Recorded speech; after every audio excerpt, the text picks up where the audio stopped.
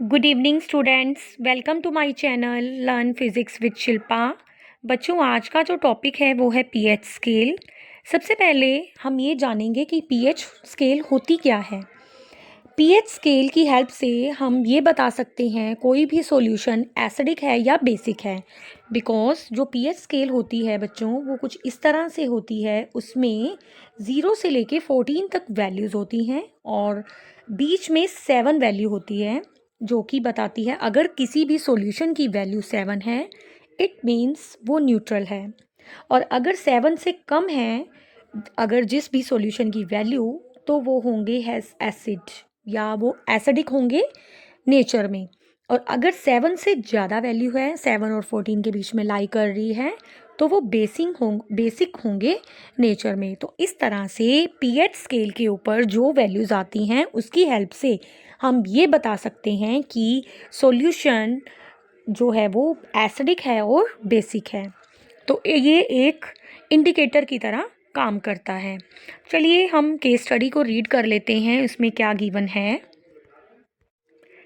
Case study में दिया हुआ है the pH is quite useful to us in a number of ways in daily life. अब pH का सिर्फ ये यूज़ नहीं है कि वो एसिड और बेसिक को बताता है, हम किस तरह से हमारी डेली लाइफ में भी इसका यूज़ किया जाता है, कैसे ये यूज़फुल है, वो भी इस केस स्टडी के थ्रू हम जानेंगे। Some of its applications are control of pH of soil.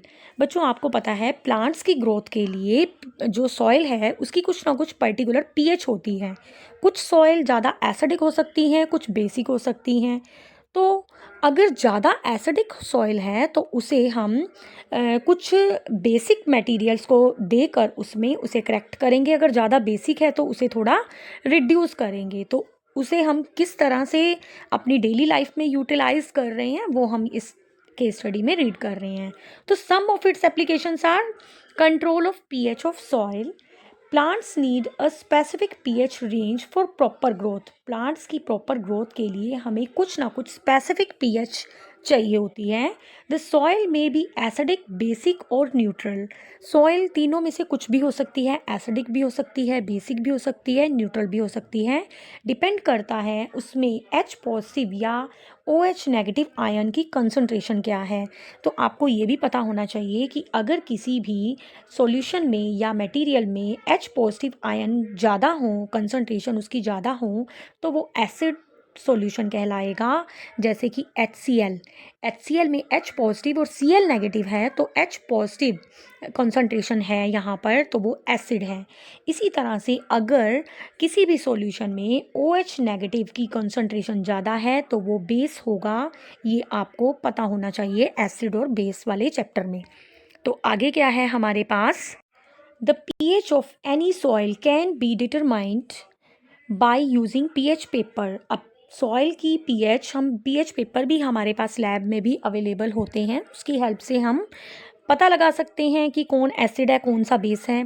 If soil is too acidic, अगर सॉइल बहुत एसिडिक है तो इसे हमें करेक्ट करना पड़ेगा इसमें लाइम ऐड करके, because lime is base in nature, basic in nature.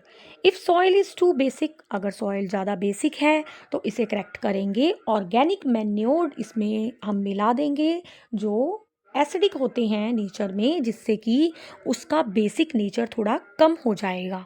तो इस तरह से आपको अब ये पता चल गया होगा कि सॉइल अगर बेसिक है तो उसे कैसे करेक्ट करना है, अगर एसिडिक है उसे कैसे करेक्ट करना है।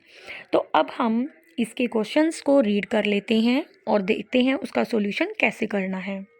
First question is, when black copper oxide placed in a beaker is treated with dilute HCl, its color changes to।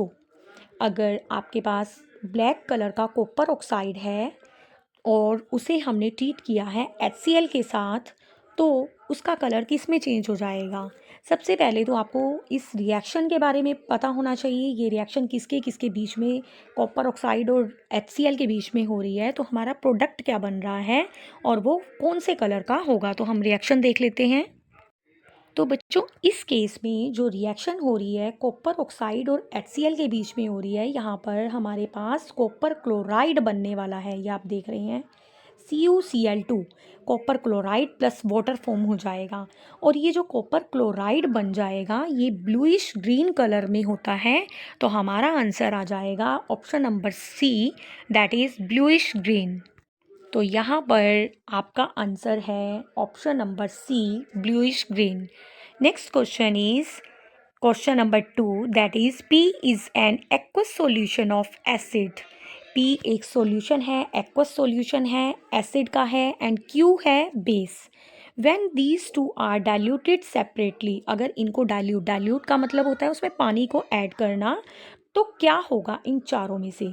तो फर्स्ट ऑप्शन में आपको दिया हुआ है pH of P increases while that of Q decreases till neutralization।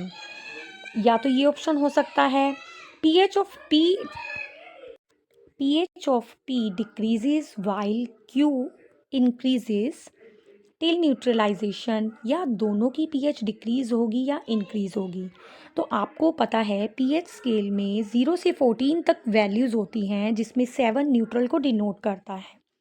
अगर Q basic है और P acidic solution है तो हमें न्यूट्रलाइजेशन के लिए हमें पता है जो बेसिक होता है उनमें pH की वैल्यू ज़्यादा होती है, तो उसको न्यूट्रलाइज करने के लिए उनकी pH को डिक्रीज़ करना पड़ेगा और एसिड की को इंक्रीज़ करना पड़ेगा न्यूट्रलाइज करने के लिए। तो यहाँ पर बच्चों option number A will be correct, that is pH of P increases while Q decreases till neutralization।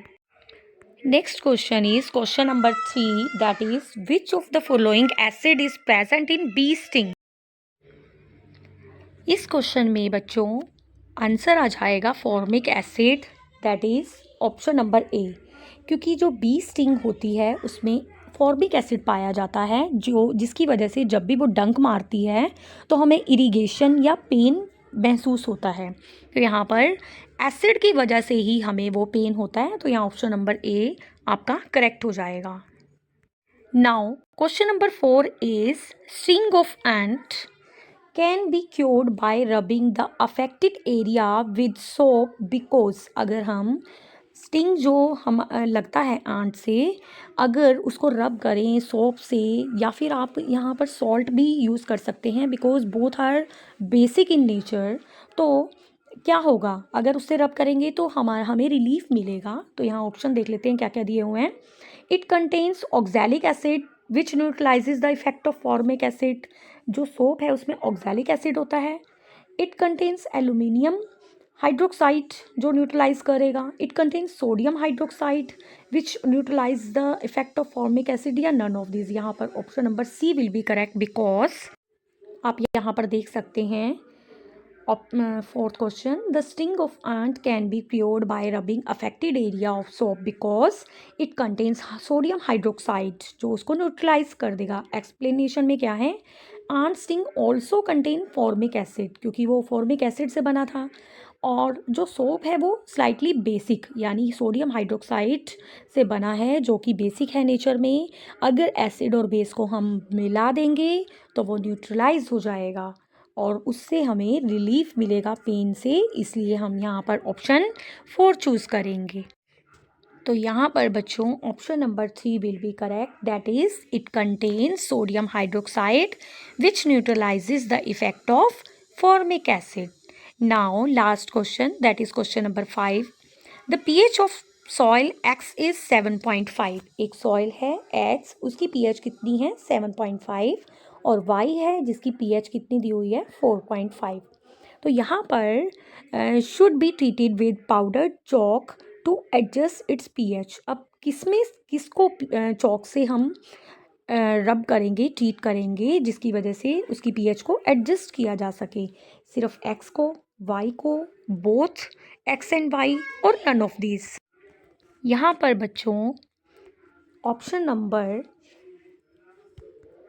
B आपका करेक्ट हो जाएगा। Y क्यों हो जाएगा, बिकॉज Y की वैल्यू आपको दी हुई है 4.5। अगर pH में 4.5 है तो वो एक एसिड है और एसिड को बेस के साथ ट्रीट किया जाता है उसकी पीएच को सेट करने के लिए। और चॉक जो होता है, चॉक वो बेसिक होता है, नेचर में बेस होता है। और हम पीएच अगर सॉइल की 7.5 है वो तो बेस है, बेस को बेस के साथ तो ट्रीट नहीं कर सकते। तो यहाँ पर ये एसिड होने के कारण हम वाई को चॉक के साथ ट्रीट करेंगे। तो यहाँ option number B will be correct, that is Y only.